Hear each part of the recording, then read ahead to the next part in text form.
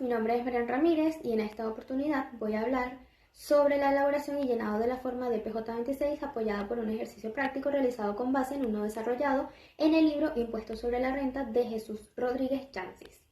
En primer lugar, es importante contextualizar que la forma de PJ26 es utilizada para determinar el impuesto sobre la renta para las personas jurídicas. En ella se reflejan los ingresos por concepto de ventas u otro tipo y se le rebajan los gastos y costos permitidos por la ley. De esa manera se determina el impuesto que tenga lugar. El enunciado nos indica que la empresa El Carbonero con domicilio fiscal en Guarenas dedicada a la compra y venta de maquinaria presenta el estado de ganancias y pérdidas para que se elabore el estado de declaración de renta al 31/12 del 2022. Como pueden visualizar, nos dan datos de ingresos, de costo de ventas y de deducciones. Asimismo, información adicional que pueden visualizar en pantalla y que a medida que se vaya explicando el ejercicio se irá desarrollando. Es así que se empieza a elaborar la cédula de conciliación, que pueden observar donde ingresos y costos de ventas van a quedar en los datos fiscales igual a como se muestran en los datos contables. En el caso de las deducciones es donde tiene lugar la información adicional. En el caso de sueldos y salarios, al indicar que 200.000 del monto total indicado no fue evidenciado el gasto, ese monto no será tomado en cuenta como deducido. Lo colocamos por el haber y en los datos fiscales colocamos el resultado. Asimismo ocurre con los demás. El Seguro Social, según la ley en el artículo 27, numeral 3, indica que solo los tributos pagados serán los aceptados como deducibles, por lo cual los 100.000 no son deducibles al estar pendiente la factura de pago.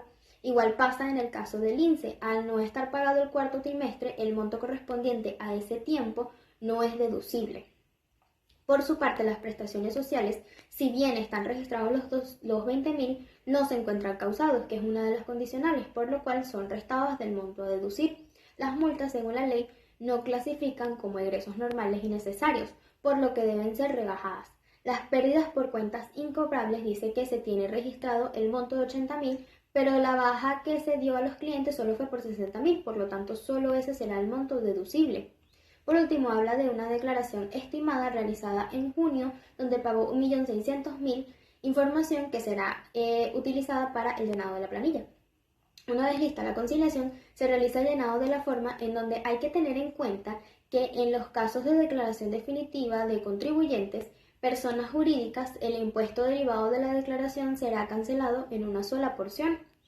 Es así que empezando por la sección E, que no podemos visualizar en el archivo Excel, pero que sí en una presentación en donde podemos ver las imágenes con el llenado de una planilla en físico, se colocan los datos contables.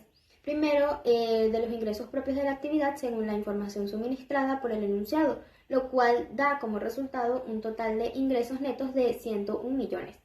Mismo procedimiento con el costo de ventas, que se ubica la información suministrada según las casillas correspondientes, y se debe tener presente que en algunos casos la misma planilla te indica lo que debes sumar o restar, como pasa con el total de compras netas, en el cual indica sumar los montos de las casillas 13 y 14. Concluyendo esta sección, se totaliza el costo de ventas, que es de 48 millones.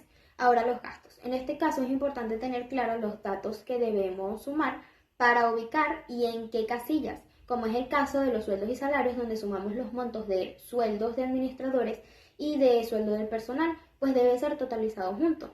En el caso de aquellos gastos que no se encuentren nombrados, serán totalizados en otros gastos. Se realiza la totalización de todos los gastos y se calcula la utilidad o pérdida del ejercicio, que es la resta del total de ingresos netos, del total de costo de ventas y de los gastos, y que, como mencioné anteriormente, es indicado por la planilla las casillas a restar. Una vez totalizado, pasamos a la parte indicada como más, donde vamos a colocar los montos que fueron anteriormente rebajados, por los motivos que ya fueron explicados, ya que en las casillas de gasto se coloca el monto del dato contable y es importante que los montos rebajados de las deducciones queden demostrados, ya que estamos elaborando una conciliación y todo debe cuadrar. Una vez suministrada esa información, colocamos la utilidad o pérdida fiscal que proviene de la suma de las casillas 44, 54 y 60, mismo dato que se coloca en el enriquecimiento neto o pérdida fiscal.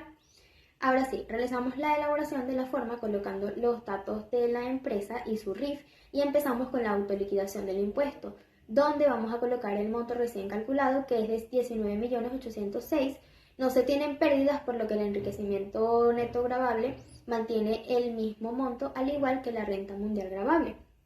En el caso del impuesto determinado según tarifa número 2, el enriquecimiento neto va a ser dividido entre la unidad tributaria, que es actualmente de 0,40, el monto queda ubicado en el tramo 3, por lo que los 19.806 se multiplican por la tarifa, que es del 34%, menos sustrayendo que el cuadro indica que es de 500 unidades tributarias, lo que da un impuesto determinado de 6.733.840, mismo monto que repetimos en el impuesto determinado, igual a 0.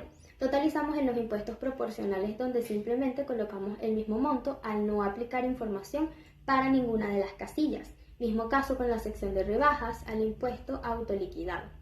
En el caso de los anticipos aplicables al impuesto del ejercicio, en el anticipo de impuestos colocamos el indicado por el enunciado, que es de 1.600.000, el cual es del total de los anticipos, para luego totalizar el impuesto restando el impuesto que traíamos menos el impuesto pagado en estimación, que da un total de impuesto de 5.133.840.